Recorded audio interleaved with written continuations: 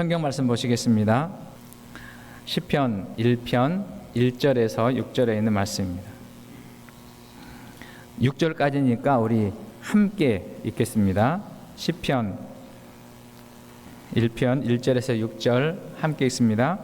복 있는 사람은 악인들의 꾀를 따르지 아니하며 죄인들의 길에 서지 아니하며 오만한 자들의 자리에 앉지 아니하고 오직 여호와의 율법을 즐거워하여 그의 율법을 주야로 묵상하는도다.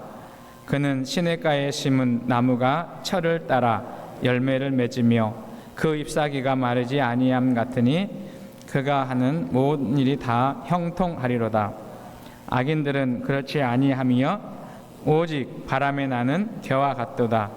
그러므로 악인들은 심판을 견디지 못하며 죄인들이 의인들의 모임에 들지 못하리로다.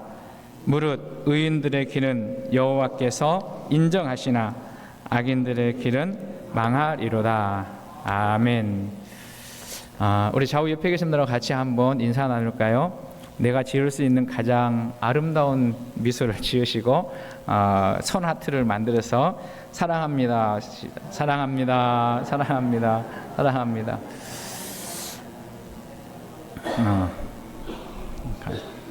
우리 한 번 더 해요. 여러분들은 잘 안 보일 텐데 저희가 영상으로도 계속 유튜브 예배를 하거든요. 그래서 파주에서, 남양주에서, 양주에서, 수원에서, 전주 여러 군데에서 말씀을 함께 예배 드리고 있는데 사랑합니다를 크게 할 텐데요. 머리 위로 한번 하겠습니다. 사랑합니다, 사랑합니다, 사랑합니다. 감사합니다. 내려주세요. 새해가 되면 만날 때 어떤 인사를 하시나요? 뭐라고요? 새해 건강하시고 새해 복 많이 받으시라고 그렇게 인사를 많이 하시잖아요.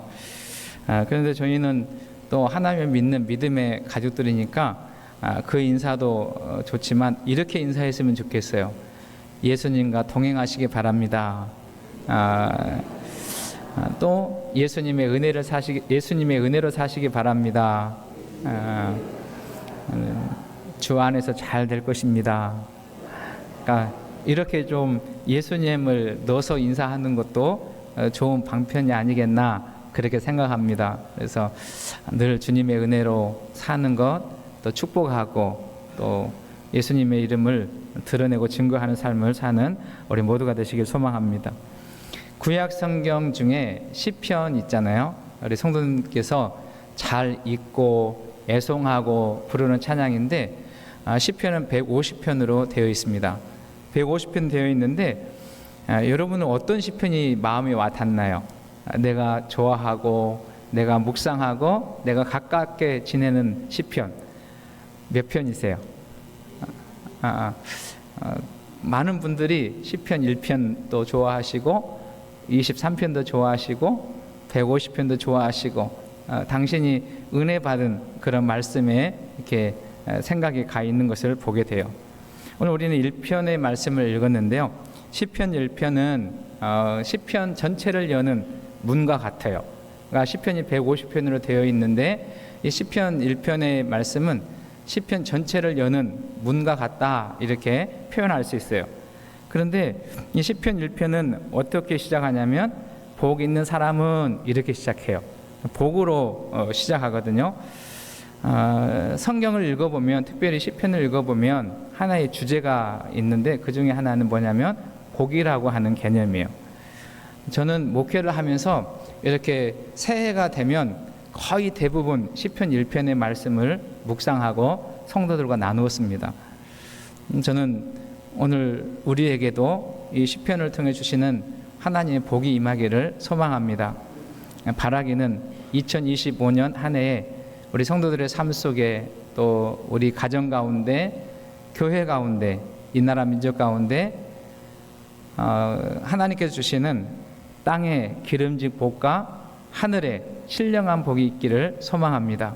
우리 성도들 삶 속에 가정 가운데 하나님의 은혜로 땅의 기름진 복과 하늘의 신령한 복이 있기를 소망합니다. 바울 사도는 하늘의 신령한 복에 대해서 에베소서를 통해서 이렇게 말해요. 하늘의 신령한 복이 뭐냐? 그렇게 할 때 창세전에 하나님께서 나를 만나 주셨다. 창세전에 하나님께서 나를 지명하셨다라고 하는 것이 하늘에 속한 신령한 복이요. 또 하늘에 속한 신령한 복은 하나님의 사랑 안에서 흠과 점이 없게 하시는 것이 하나님의 신령한 복이다. 다시 말하면 하나님의 사랑 안에서 예수 그리스도 말미암아 우리의 죄를 용서해 주시고 하나님의 자녀 삼아 주신 것이 하늘에 속한 신령한 복이라 이렇게 말해요. 여러분 이 복을 누리시나요? 저는 우리 교회 속해 있는 모든 성도님들이 이 하늘에 속한 신령한 복을 누려 살 수 있기를 주님의 이름으로 축원합니다. 말씀 속으로 들어가 볼까요? 시편 1편의 시작은 복 있는 사람은 이렇게 시작해요. 여기서 말하는 복은 히브리 말로는 에제르라고 하는 단어를 쓰는데요. 행복하다 그런 말이요. 그러니까 복되다 그런 의미가 포함되어 있는 것입니다. 사람들은 세상을 살아갈 때 어떤 삶을 꿈꾸냐면 행복한 삶을 꿈꾸고 소망하며 살지요. 예수님께서 마태복음 5장부터 읽어보게 되면 산상수훈이라 그렇게 말하잖아요. 거기 보면 팔복에 대한 이야기를 하는데요. 복 있는 자는 어떤 사람이다 그렇게 말하는데 여기서 말하는 그 복은 헬라어를 쓰는데요. 의미는 같아요. 행복, 복. 그러니까 일상생활 속에서 일상의 삶의 현장에서 누리는 하나님이 주시는 행복 이렇게 말해요. 2025년 한 해 동안 우리 성도들의 삶 속에서 하루하루가 행복한 삶이 되시기를 소망합니다. 저는 일상이 기쁘고 즐거운 자의 삶을 살아가는 거예요. 그러니까 시편에서 말하는 복이나 예수님께서 산상수훈에서 말씀하시는 그 복의 개념은 어떤 측면에서 보면 세상에서 말하는 복의 개념과 조금 달라요. 그러니까 이 세상의 복은 부귀영화, 성공, 출세, 오래 사는 것 이런 것들을 복이라 이야기하는데 이 복은 영원하지 않아요. 어느 순간 있다가 어느 순간 사라지는 것입니다. 근데 하나님께서 우리에게 주신 복은 영원한 거예요. 사라지지 않는 것입니다. 그리고 이 복은 무엇과 관련이 있냐면 어떤 소유와 관련 있는 것이 아니라 하나님과 친밀한 관계, 하나님과 뗄래야 뗄 수 없는 관계에서 주시는 그 복을 이야기해요. 2025년 우리 성도들의 삶 속에서 하나님과 멀어지지 말고 하나님과 가까이 하고 하나님과 친밀한 교제가 있는 삶을 살아가시기를 주님의 이름으로 축원합니다. 여러분 요한 사도는 요한 3서 2절에서 이렇게 사랑하는 자여 내 영혼이 잘됨 같이 내가 범사에 잘되고 강건하기를 내가 간구한다 이렇게 말씀합니다. 여기서 영혼이 잘된다라고 하는 것은 하나님과의 관계가 끊어지지 않고 하나님과의 관계가 친밀하고 하나님의 은혜 가운데 살 때 그 다음에 범사가 강건의 삶이 이어지고 있다라고 해석할 수 있게 되는 것이지요. 그래서 저는 우리 모두의 삶 속에서 먼저 우선해야 될 것, 2025년을 살아가면서 먼저 우선해야 될 건 뭐냐면 하나님과의 바른 관계를 맺어 사는 은혜가 있기를 소망합니다. 여러분 하나님과 관계가 멀어지고 끊어지면 우리 인생이 불행한 인생이 돼요. 그래서 여러분 하나님과 친밀한 관계 늘 맺고 그분 안에 사는 저와 여러분 되시기를 소망합니다. 시편의 결론은 150편인데요. 그러니까 시편의 문 여는 열쇠는 복 있는 사람 이렇게 시작하지만 시편을 닫는 마지막 150편의 6절은 이렇게 노래해요. 한번 읽어볼까요? 호흡이 있는 자마다 여호와를 찬양할지어다 할렐루야. 그러니까 복 있는 사람은 쭉 넘겨서 어떤 사람이냐면 하나님을 찬양하는 사람이 복 있는 사람이다 이렇게 말해요. 여러분 하루를 시작하면서 복으로 시작하고 할렐루야로 마치는 우리가 되기를 소망합니다. 그럼 올 한 해를 시작할 때도 하나님의 은혜로 시작했는데 한 해를 마칠 때에도 하나님을 찬양하는 할렐루야로 마치는 인생이 되시기를 축복합니다. 여러분 우리 삶도 마찬가지요. 시작할 때 하나님의 은혜로 하나님이 베풀어 주시는 하늘에 속한 신령한 복으로 시작했다가 우리 인생을 마치는 그날 마지막 순간에 할렐루야 찬양하면서 하나님 품에 안기는 복 있는 성도들 다 될 수 있기를 소망합니다. 여러분 성도는 하나님을 찬양하고 그 하나님의 은혜 안에 거하는 자의 삶을 사는 거예요. 성경의 주제는 참 많거든요. 그 중에 하나가 두 갈래라고 하는 주제. 그러니까 성경을 읽을 때 항상 뭐가 있냐면 두 갈래가 있어요. 그러니까 복이 있는가 하면 화가 있고, 생명이 있는가 하면 사망이 있고, 좁은 문이 있는가 하면 넓은 문이 있고, 빛이 있는가 하면 어두움이 있고, 천국이 있는가 하면 지옥이 있어요. 오늘 시편 1편의 말씀으로 코드로 읽어보게 되면 두 갈래인데, 하나는 의인의 길이 있는가 하면 악인의 길이 있다, 이렇게 기록하고 있습니다. 하나님을 믿고 의지하며 말씀을 묵상하고 그 말씀을 따라가는 사람들을 의인의 길을 가는 사람, 또 하나님의 말씀을 무시하고 외면하고 하나님의 말씀을 떠나 사는 탐욕과 탐심으로 살아가는 사람을 악인의 길을 걷는 사람이라 이렇게 표현합니다. 이 두 갈래 길은 어떤 거냐면 항상 우리 앞에 있지만 이 길을 선택을 어떻게 하느냐, 그게 중요한 거예요. 선택은 다른 사람이 해주는 것이 아니라 내가 하는 것이지요. 여러분은 어떤 길을 선택하시겠습니까? 복 있는 길을 선택하겠습니까? 화해의 길을 선택하겠습니까? 여러분은 의인의 길을 선택하시겠습니까? 악인의 길을 선택하겠습니까? 여러분 생명의 길을 선택하겠습니까? 죽음의 길을 선택하겠습니까? 누가 선택해 주는 게 아니에요. 옛날에 그 부흥 강사 목사님에게 들은 설교 중에 일화인데요, 이런 이야기 있어요. 아내는 열심히 신앙생활하고 예수님을 잘 믿는데 남편이 예수님을 안 믿는 거예요. 그래서 그 부흥 강사가 당신 그렇게 하면 천국 못 간다, 그렇게 했다는 거예요. 그랬더니 그 남편이 갈 수 있다 그랬대요. 어떻게 가냐 그랬더니 아내 치맛자락을 붙잡고 간다 그랬대요. 여러분, 우리는 아내의 치맛자락으로 천국에 가는 것이 아니라 내가 믿음을 선택하고 내가 주님을 선택하고 내가 하나님의 영광을 선택하고 그 구속의 은총을 선택할 때 그것이 우리에게 복으로 임하는 줄로 믿습니다.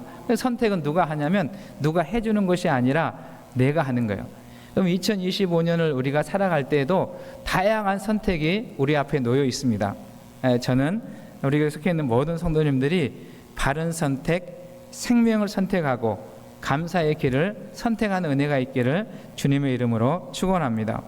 여러분, 가정을 세우는 일, 교회를 세우는 일, 그리고 나라와 민족을 세우는 일을 선택하고 그 길로 걸어가는 우리 모두가 되기를 소망합니다. 오늘 본문 말씀은 의인의 길을 선택한 사람을 가리켜서 뭐라고 말씀하시냐면 시냇가에 심은 나무라 이렇게 표현해요. 한번 할까요? 시냇가에 심은 나무. 시편 1편 3절 말씀, 오늘 주제 말씀인데요, 같이 읽습니다.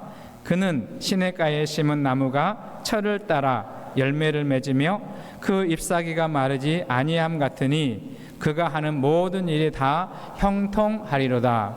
여러분, 이 말씀을 잘 보십시오. 여기 말하는 그는 누굴까요? 3절에서 그는 이렇게 말하는데 시편 1편으로 표현하자면 의인의 길을 가는 사람, 다시 말하면 복 있는 사람, 이렇게 말할 수 있어요.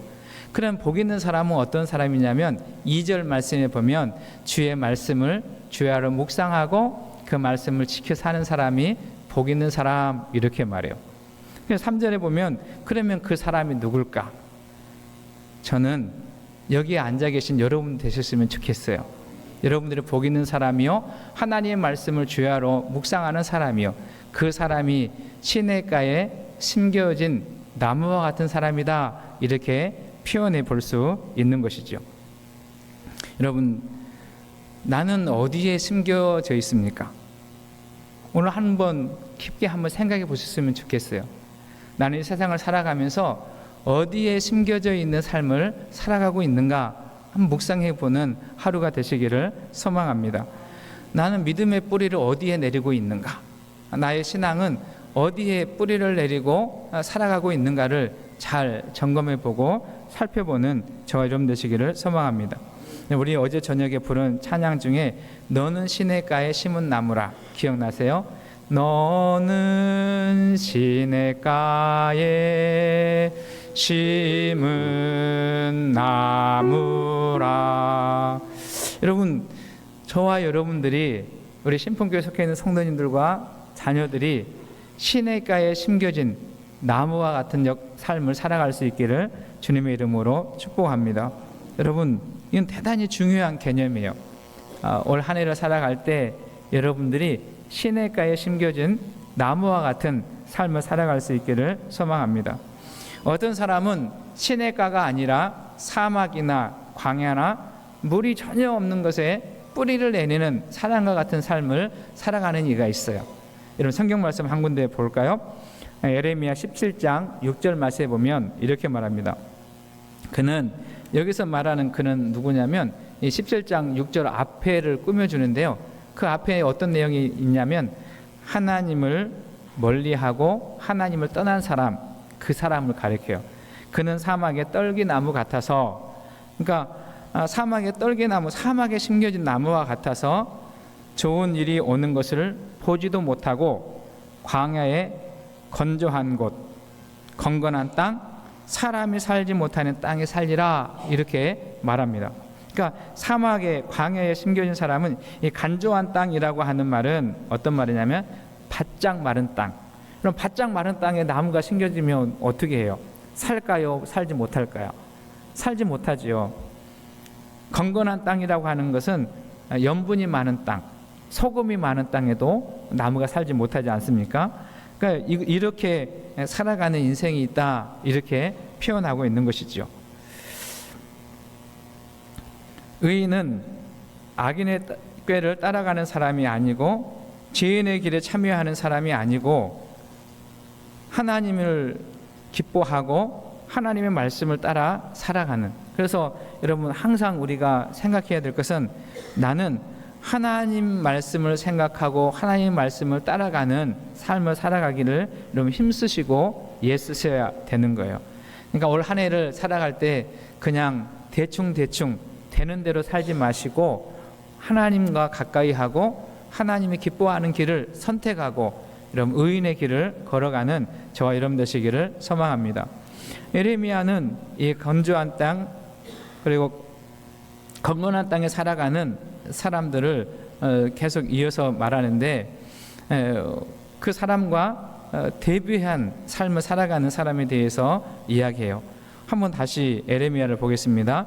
예레미야 17장 8절 말씀, 시작. 그는 물가에 심어진 나무가 그 뿌리를 강변에 뻗치고 더위가 올라올지라도 두려워하지 아니하며 그 입이 청청하며 가무는 해에도 걱정이 없고 결실이 그치지 아니함이라.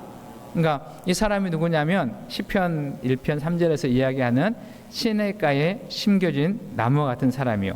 물가에 심겨진 나무가 그 뿌리를 강변에 뻗치고 더위가 올지라도 두려워하지 않고 그 잎이 청청하며 가무는 해도, 그러니까 가물 때 있잖아요. 가뭄이 찾아올 때 그때에도 걱정이 없고 결실이 그치지 아니함 같은다. 이 사람이 어떤 사람이냐면 복 있는 사람이요, 이 사람이 하나님의 길을 걸어가는, 생명의 길을 걸어가는 사람이에요. 여러분, 이 길을 선택하시고 이 길을 걸어가는 은혜가 있기를 주의 이름으로 축복합니다.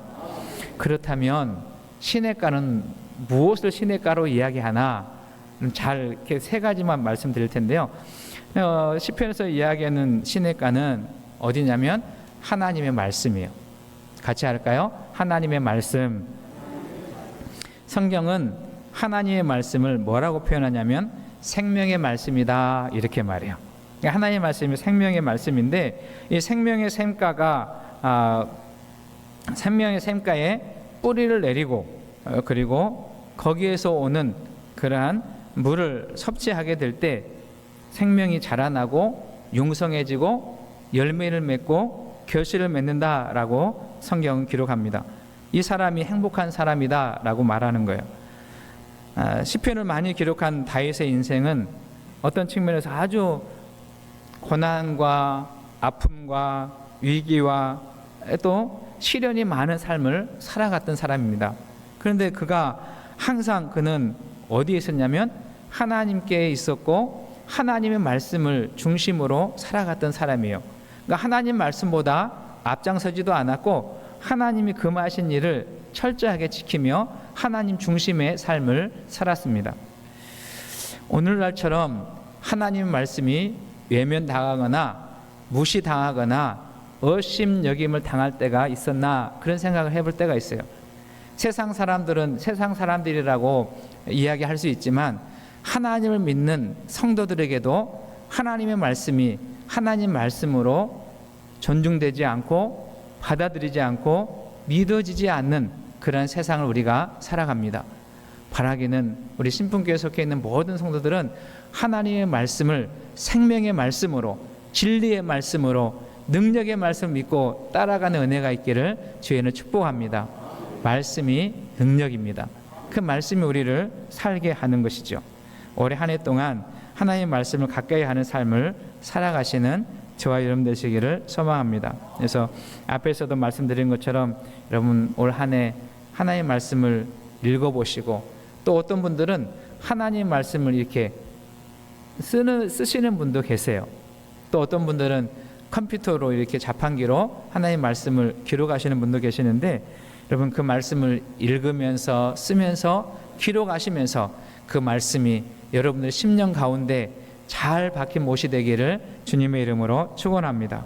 그 말씀도 외워보시고 그 말씀을 어떻게 하냐면 살아내기 위해서 여러분 힘쓰고 애써야 돼요.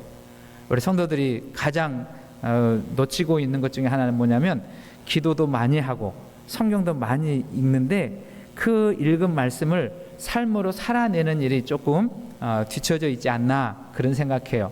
그래서 올 한 해에 하나님의 말씀을 살아내는 일에 여러분 전심전력할 수 있기를 주님의 이름으로 부탁을 드립니다. 첫 번째 시냇가는 하나님의 말씀, 시편 1편 2절에 있는 말씀이에요. 또 시냇가는 어디일까? 그래서 생각해 보면 시냇가는 예수님의 품 안입니다. 시냇가가 어디라고요? 예수님의 품속이 시냇가예요. 그래서 오늘 찬양도 부르잖아요. 주 안에 거하라 라고 하는 찬양 부르지 않았습니까? 예수님은 요한복음 4장에 보면 내가 생명의 물이다 그렇게 말씀하세요. 그러니까 예수님은 생명의 물, 그 생명의 물이 전파되고 생명의 물이 흐르는 곳마다 어떤 일이 벌어지냐면 살림의 역사가 일어나게 되는 거예요. 예수님을 만난 사람은 살아나게 되고, 예수님을 만난 사람은 회복되게 되고, 예수님을 만난 사람은 꿈과 소망을 가지고 다시 일어서게 될 줄로 믿습니다. 여러분, 그래서 주님은 계속 우리를 초청하세요.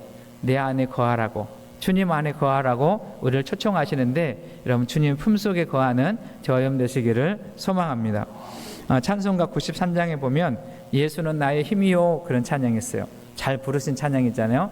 예수는 나의 힘이요 나의 생명 되시니. 2절 보면 예수는 나의 힘이요 나의 친구가 되시니. 3절 보면 예수는 나의 힘이요 나의 기쁨 되시고, 4절 보면 예수는 나의 힘이요 나의 소망 되신다, 이렇게 말씀하세요. 여러분 2025년 한 해 예수님의 품 안에 거하시는 저와 여러분 되시기를 소망합니다. 그분은 우리의 힘이 되시고 우리의 생명이 되시고 우리의 기쁨이 되시고 우리가 살아가는 일에 소망을 주시는 좋으신 분이세요. 그러니까 주님 안에 있을 때 우리가 이러한 마음을 가지고 살아가게 되는 것이죠. 마지막 한 가지 더 시냇가를 생각해 보면 시냇가가 어디일까? 첫 번째는 하나님의 말씀이요, 두 번째는 예수님의 품 안이라면, 세 번째는 교회가 시냇가입니다. 어디가 시냇가라고요? 교회가 시냇가예요. 중요한 개념인데요. 여러분 성경을 읽어보면 교회의 주인은 누구시냐면 예수님이시다, 그렇게 말해요. 그리고 교회의 머리는 누구시냐면 예수님이 교회의 머리가 되신다, 그렇게 말씀하세요. 그러니까 그 예수님과 연합하고 그 예수님과 하나 되고 예수님 안에 거할 때 우리는 참 행복을 누리며 살아가게 되는데, 이 교회라고 하는 것이 그럼 무엇일까? 교회는 하나님의 말씀이 선포되는 것, 하나님의 말씀이 증거되고 하나님의 말씀이 선포되는 것이 어디냐면 교회예요. 그러면 교회에서 하나님의 말씀이 증거되고 선포되는 줄 믿습니다. 그럼 사도행전을 읽어보면 사도행전 교회 공동체가 이렇게 흥왕하고 부흥하고 왕성해졌던 이유는 뭐냐면 하나님의 말씀이 저들과 함께 하심에, 하나님의 말씀이 교회 가운데 운행하시고 교회 가운데 왕성하고 교회 가운데 흥황할 때 하나님의 역사가 나타난 줄 믿습니다. 우리 신풍교회가 그런 교회 되시기를 소망합니다. 우리가 예배할 때, 우리가 찬양할 때, 우리가 모이는 곳에 하나님의 말씀이 왕성한 교회, 또 교회는 예수님이 증거되는 곳. 여러분, 세상에서 예수님 증거하는 단체가 없어요. 예수님이 생명이시라고, 예수님이 우리의 구주가 되신다고, 그 예수님이 우리의 능력이 되신다고 증거하는 곳은 오직 어디밖에 없냐면 교회밖에 없어요. 그래서 교회가 생명을 선포하는 그러한 시냇가에 심은 시냇가와 같습니다. 또 우리 믿음의 선배들은 교회를 가리켜서 뭐라고 말하냐면 어머니의 품속, 어머니의 품 안, 그렇게 말했어요. 여러분 기억하시죠? 어머니는 젖을 아이들에게 주잖아요. 그게 생명의 양식을 공급하는, 그 어머니가 아이들 먹이고 보살피고 보호하고, 이곳에서 어머니 품 안에서 참 쉼을 누리고 자유를 누리고 안식을 누린 것, 그것이 어머니 품이지 않습니까? 우리 믿음의 선배들 교회를 잘 표현한 거예요. 우리 신풍교회에도 이런 역사가 있기를 소망합니다. 이곳에 들어온 사람들마다 참 쉼을 누리고 안식을 누리고, 그리고 생명의 양식을 얻고, 그리고 살아나는 그런 역사가 있는 교회 되기를 우리 소망하면서 살아가는 저와 여러분 되시기를 원합니다. 사람들은 교회를 잘 모르기 때문에 교회를 비방해요. 교회를 험담하고 함부로 평가하고 함부로 말합니다. 왜 그러냐면 교회의 주인이 누구신지를 모르기 때문에, 교회를 이끌어 가시고 교회를 세우시고 인도하시는 분이 누구신지 모르기 때문에 교회를 함부로 평가하고 이야기합니다. 물론 교회가 이제 바른 삶을 살지 못하고 하나님 말씀들을 잘 살아내지 못한 그런 안타까운 모습, 그런 부분들은 우리가 개선해야 돼요. 우리가 삶으로서 온전한 교회가 되도록 힘쓰고 애쓰고 전심전력해야 합니다. 여러분, 저는 우리 교회가 그 일에 전심전력할 수 있기를 주의는 축복합니다. 세상 사람들은 몰라서 교회를 그렇게 이야기한다고 하지만, 우리가 교회의 주인이 예수님이라고, 그분이 우리의 머리가 되신다고 고백하는 우리들도 때로는 세상 사람들과 같이 함부로 교회를 평가하거나 비방하거나 교회를 험담하는 경우가 있어요. 여러분, 절대로 그렇게 하면 안 돼요. 교회는 우리 구주 예수님이 주인이기 때문에 우리를 험담하거나 우리를 비방하거나 우리를 손가락질하면 결국 우리가 누구를 손가락질하게 되냐면 주님을 향해서 비방하고 손가락질하는 일이 되기 때문에 그렇습니다. 그래서 믿음을 가진 성도들은 교회를 어떻게 해야 되냐면 사랑해야 돼요. 아멘 하셔야 되는데, 교회를 어떻게 하셔야 된다고요? 사랑하셔야 돼요. 여러분, 마음을 다하고 힘을 다하고 뜻을 다해서 교회를 사랑해 가시는 저와 여러분 되시기를 주의는 축원합니다. 여러분, 교회를 사랑하게 되면 교회는 왕성하게 될 것이고 풍성해지게 될 것이고 하나님의 영광 가운데 쓰임받는 교회가 될 줄로 믿습니다. 말씀을 정리합니다. 2025년 나는 어느 길에 설 것입니까? 어떤 길을 선택할 것입니까? 저는 저와 여러분들이 생명의 길을 선택하기를 소망합니다.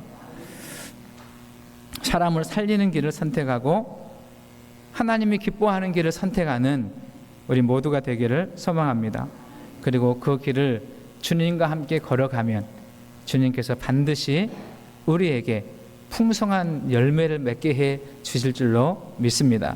그래서 한 해 살아가면서 우리 일상 가운데 하나님의 영광이 드러나고 하나님의 행하신 일이 선포되고 하나님의 역사가 증거되는 은혜가 있는 한 해가 되기를 소망합니다. 하나님께서 도와주실 것이고 우리를 붙잡아 주실 것이고 좋은 길로, 생명의 길로, 복된 길로 인도해 줄 줄로 믿습니다. 2025년 복의 근원 되시는 주님과 함께 행복한 동행을 시작하는 우리 모두가 되기 원하고 우리 자녀들과 성도들 다 될 수 있기를 주님의 이름으로 축복합니다.